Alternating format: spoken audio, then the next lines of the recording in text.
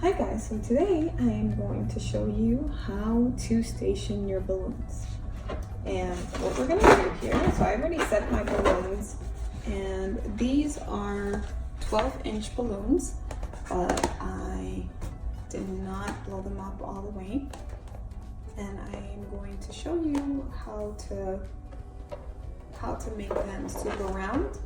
And what you do is once you have put air in your balloons, you just press them down, push them down to make them nice and round. See?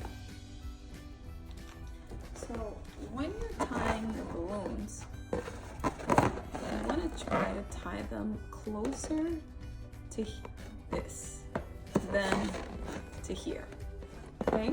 So closer to the opening, which is right here, then to here.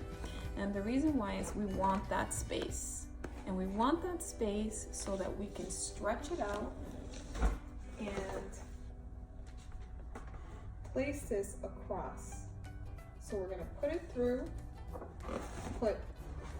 stretch it out, put one balloon on this side across,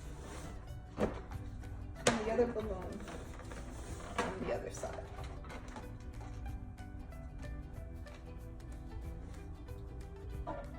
See? Okay.